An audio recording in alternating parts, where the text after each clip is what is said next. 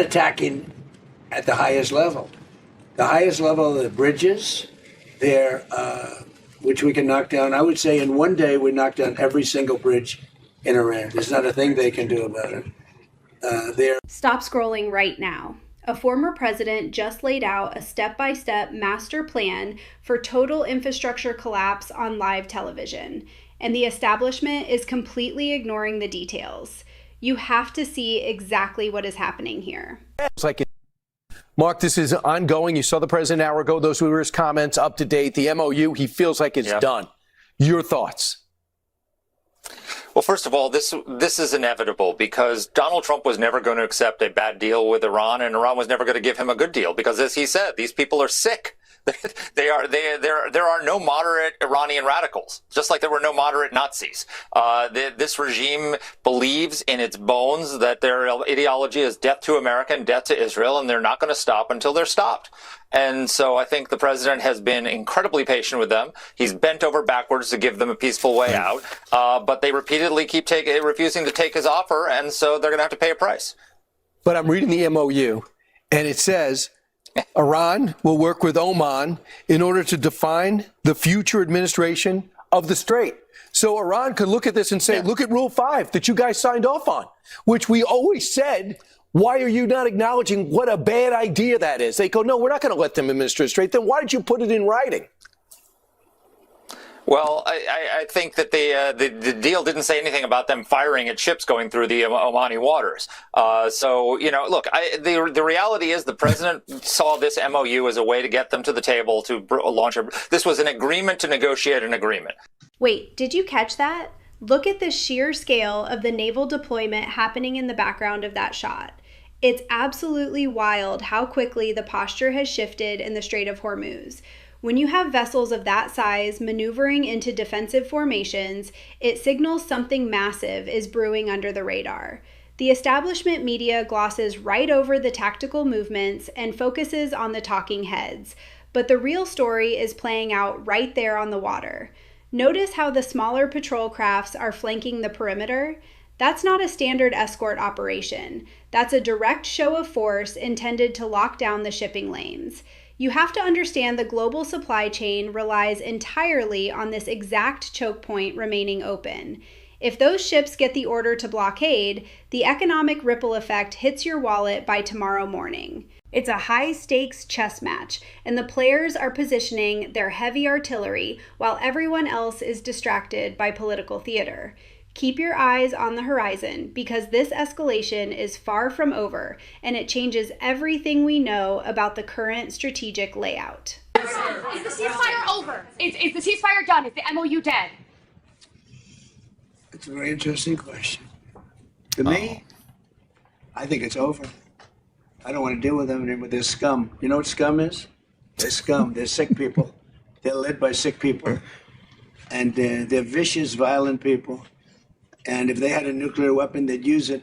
As far as I'm concerned, it's over. I'll speak to our negotiators. They want to negotiate. They're good people. Steve Witkoff, Jared Kushner. But they have to come back to me. As far as I'm concerned, it's just a waste of time dealing with them. They're liars. Hold up. Did you hear the specific language being used there? Calling foreign adversaries scum on an international broadcast right next to a diplomat is a massive, calculated psychological play. Look at the body language of the official sitting directly next to him. You can actually see the tension in his shoulders while the former president goes completely off the diplomatic script. In geopolitical strategy, unpredictability is a weapon, and this is a masterclass in utilizing it. While traditional politicians use carefully curated focus group statements, this approach bypasses the typical bureaucratic filter entirely. By bringing up the nuclear threat so bluntly, it immediately forces the other side into a defensive posture. It's not just reckless talk, it's a deliberate negotiating tactic designed to strip away the polite formalities of global summits. When you sit in a room with world leaders and completely disregard the unwritten rules of diplomacy, it throws the entire room off balance. Whether you agree with the method or not, you cannot deny the absolute disruption it causes to the status quo. This is pure, unfiltered leverage playing out in real time. Can you clarify, does the end of the ceasefire mean that we are back to a full-scale Well, as far as I'm military concerned, conflict? look, they violate the agreement every day. They lie, they cheat, they kill people. They've been killing people for 47 years. They knocked out the SS Cole. We lost, 200 people more. That was a long time ago. For 47 years, no president did anything about that. Look closely at the historical framing happening in this exact moment. Bringing up the USS Cole isn't just a random talking point. It's a deeply specific callback designed to evoke a visceral reaction from military families and veterans. It completely shifts the narrative from a vague foreign policy debate into a concrete, emotional reminder of a historic conflict. When you attach a specific number like 200 lost souls to a policy argument, it entirely changes the temperature of the room.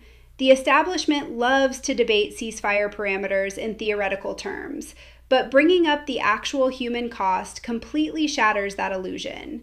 Notice how the interviewer has absolutely no room to interject or pivot. That's because once you anchor an argument to a tragedy of that magnitude, any attempt to transition sounds instantly insensitive. It's a conversational checkmate. This is exactly how you control a media cycle. You bypass the complex geopolitical jargon and strike right at the emotional core of the audience. It forces every single viewer to immediately stop scrolling and actually process the weight of the situation unfolding in front of them. Electric manufacturing facilities, right? Their electric plants where they make their electricity in there. We will, if we have to, we'll take them out. I don't want to do that, but if we have to, we'll take them out. They have desalinization plants. We'll take them out if we have to. I hate to do that. That's probably the one I would like not to do least. We attacked Carg Island last night. We knocked out a piece. I said, don't touch the oil, because maybe we'll take over Carg Island. You know, we may take over Carg Island. There's not a thing they can do about it. Wait, pause right there. Did you process the tactical significance of Carg Island being name-dropped? That is not just some random piece of land in the ocean. That is the absolute nerve center of their entire oil export economy. Suggesting a direct takeover of that specific island is the geopolitical equivalent of threatening to cut the opponent's Achilles tendon. Look at the casual confidence when discussing taking down desalinization plants and electric infrastructure. That's a total infrastructure dismantling strategy being broadcasted on live television. By giving away the theoretical playbook, it forces the adversary to immediately pull resources away from offensive operations and scramble to defend their critical assets. It's an insane level of psychological warfare. You can literally see the calculation happening. When you threaten the exact facilities that power a nation's water and grid, you aren't just talking about a military strike. You are talking about completely resetting a country's operational capacity to zero. This isn't standard political posturing.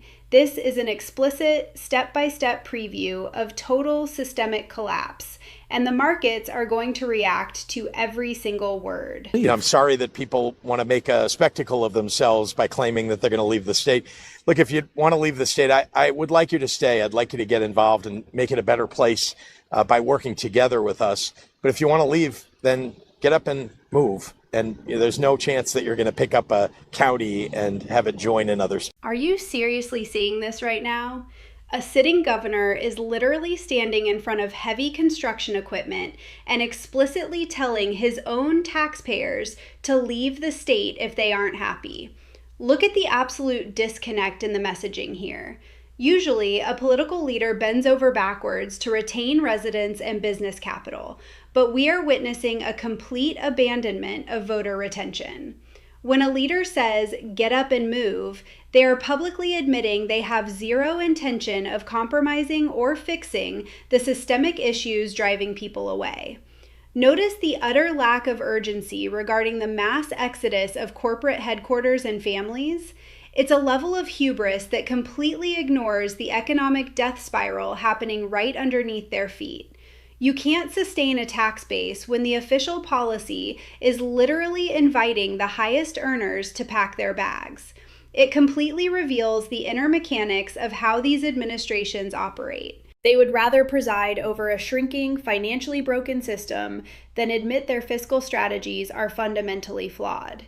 This is a masterclass in how to accelerate an economic collapse while smiling for the cameras. I do want to start today by reemphasizing how grateful how grateful I am that Chicago experienced a safer 4th of July weekend, a weekend that has created a great deal of joy around our city.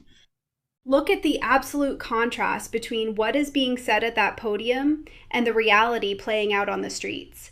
Standing up there and claiming a holiday weekend brought a great deal of joy while the city is experiencing unprecedented financial and safety crises is mind-blowing. Look closely at the faces of the staff standing behind him.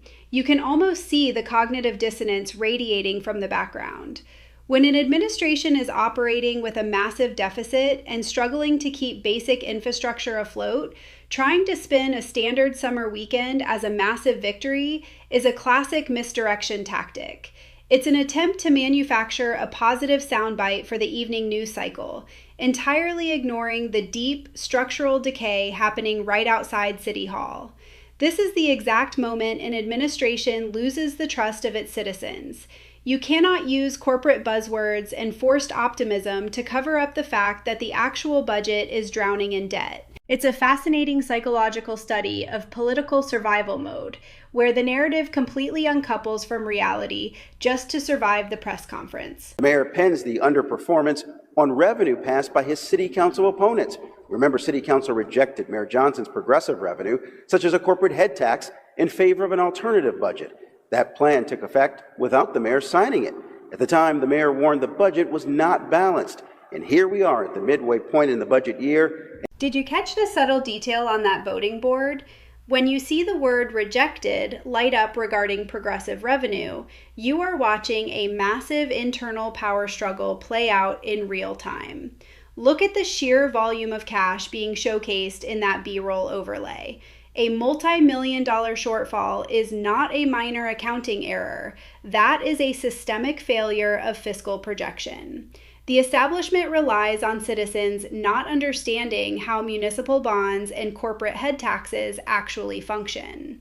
When a city council actively rebels against a mayor's budget, it signals a complete collapse of internal coalition building.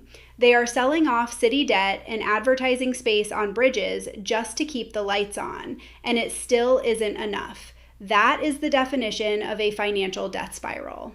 Notice how quickly they try to pivot away from the actual numbers. It's because the math is absolutely terrifying. You are witnessing a major metropolitan area fundamentally running out of other people's money. It's a house of cards built on bad policy, and the wind is finally starting to blow. That's working. Today, a warning from Mayor Johnson about the 2026 budget. It's $130 million short. Did you catch the exact angle the reporter is taking in this hallway shot? Standing right outside the legislative chambers and breaking down the blame game is such a revealing look into the mechanics of city politics. Look at how quickly the responsibility is being passed off. Instead of the executive branch taking ownership of a massive budgetary failure, they immediately pivot to blaming the city council. It's the classic political hot potato. When the goals and objectives completely collapse, the survival instinct kicks in, and everyone starts pointing fingers at the person standing next to them. Notice the environment? Those marble halls are designed to project power and stability, but the actual report being delivered is about total administrative dysfunction. It is a brilliant juxtaposition of visuals versus reality. The establishment expects the public to just accept the excuses. But when you actually break down the power dynamics, it's clear that the leadership structure is fundamentally broken. This isn't a minor policy disagreement. It is a full-blown crisis of accountability happening right out in the open. The establishment wants you distracted, but the real story is always hiding in the details. Hit subscribe and stay awake out there.